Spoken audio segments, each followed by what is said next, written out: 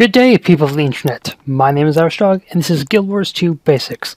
For this episode, we're going to be talking about combat and movement. We're going to start right off with with movement. And you'll notice we have a different character on right now. So, for Guild Wars 2, it's very basic controls of W, A, S, and D, as well as space bars for jumping. So, W, forward, S, backwards. A is turning left, D is turning right. There's also strafing options with E and Q. If you have your mouse and you press both buttons down, you can run forward. With your mouse, when you press the left button, it changes your camera angle. When you press the right button on your mouse, it changes your character's perspective. So when you do the camera angle with your left button and move forward, the camera is going to stay in place. When you do the right button to change his perspective, he follows the camera then. Now there's an option that changes this. The use free camera, I have that enabled. If you have it disabled, when you move your camera with the left button like this, the character will automatically go straight to that.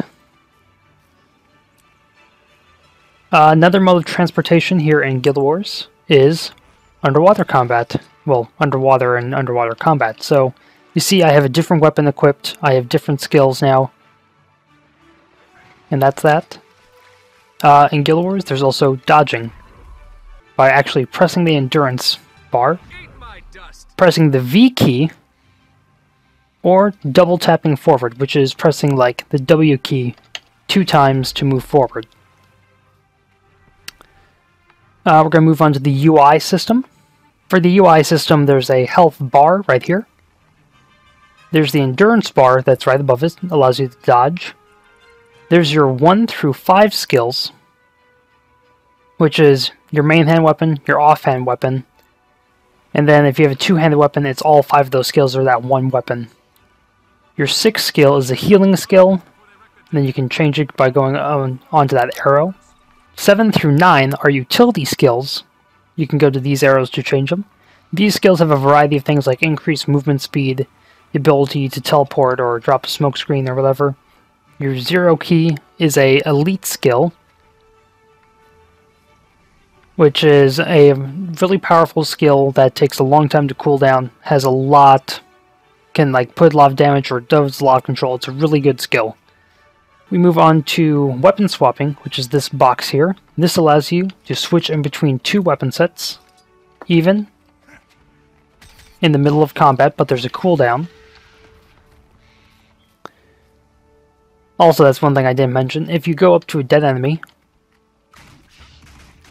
and their body's glowing like that, you can press F next to it, and it loots. I have auto loot turned on, which is right here.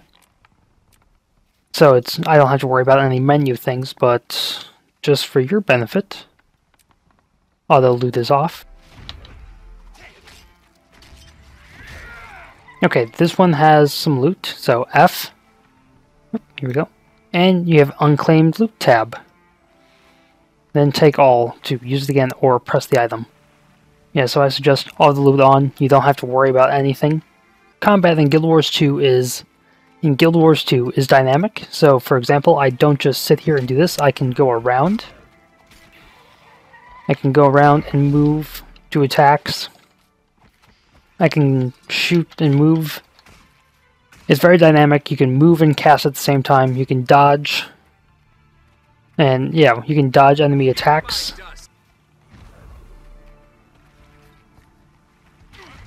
Yeah, okay, so you can dodge attacks when they come. Boons and conditions. Oh, we didn't even talk about those bits. Backtracking to UI, to the character UI. We have the class ability, which is different for every class. For the thief, it's stealing. For the thief, I can steal things from enemies, and then I get these items. And that will actually be used in the future presentation of this episode. Then we have effects monitor. That's this thing right here. This is where any conditions you receive go, any boons you go. And you might be wondering, what's a boon? If I pop this, that's a boon. This orange skill that's right there, that's a boon. These are active effects. those red icons on, if you look at the skills, those red icons are conditions. We're going to move back into combat. So boons and conditions, you can put them on enemies. They're on enemies, they're on you. You can remove them or wait for them to come off. Combo fields. Combo fields are... Okay, yeah, I have it on. So combo fields are fields you put down that have special things. So for the thief, we have like the smoke screen. It's this line, and when you shoot through it, darkness happens. Or if you leap through it with a combo finisher, you become invisible. The smoke screen was a line. Most combo fields are circles. So you see, if I shoot through here, it blinds people. If I leap, nope, too late, I would turn invisible. And there are different combo fields. There are fire fields, frost fields, light fields, different fields and finishers for different effects. Actually, yeah. One that's interesting is this one. When you spin, you kind of spin all over and then you apply blind to a bunch of people. We're going to talk about red circles. Red circles are things you'll see in the wild, well, anywhere. That means danger is imminent in this region.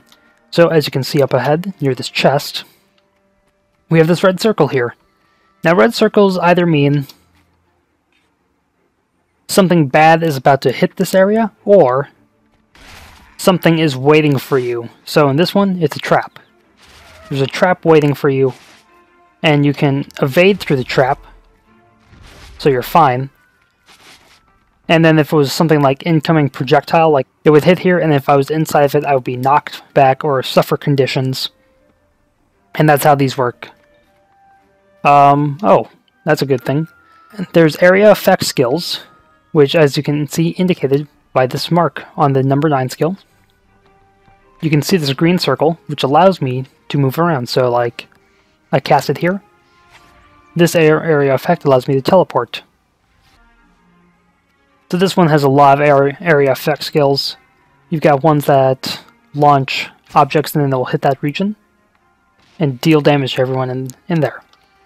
But there are also some options for area effects.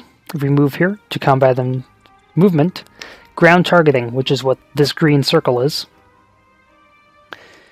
In normal conditions, you press it, you can move it around, and then you click either the skill again or your left mouse key and launch it.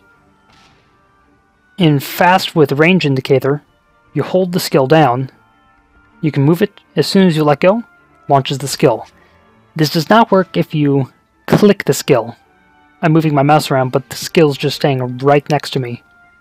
So if you want to do that, that can also be helpful, where it's just indicated and then launches to where you were. So that's a good thing. Then you have instant. This is you put the mouse somewhere, you click the skill, it launches. So that's gonna, if I click the skill right where I am, it's just gonna put a field right there. Then finishing enemies. Okay, so finishing enemies, or in the down state, as it is for players.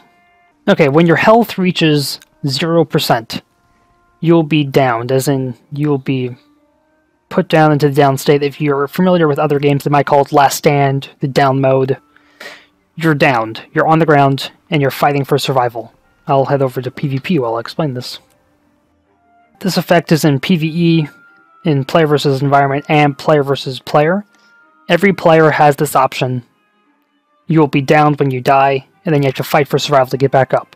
To fight for survival, you either have to heal your health all the way back up to max, or kill an enemy to rally. You just have to tag an enemy, then you can rally off of it to get back into the fight. But there are enemies in the game, other players or certain NPCs in the game, that have the down mechanic as well, and I'll show you what that looks like in a moment.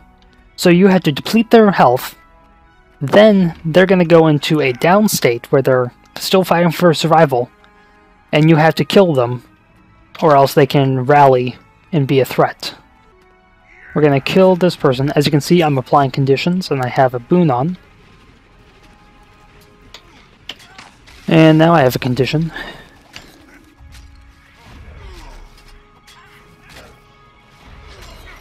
Okay, she's downed. Now you have to press F next to her and then you channel. And then you down her by sticking a flag in her. And that is how you down the person and keep them defeated. When you're down, people can still come up to you and res you by pressing F. Which I can... no, probably not. Yeah, so when you're down, people can come up and try and res you.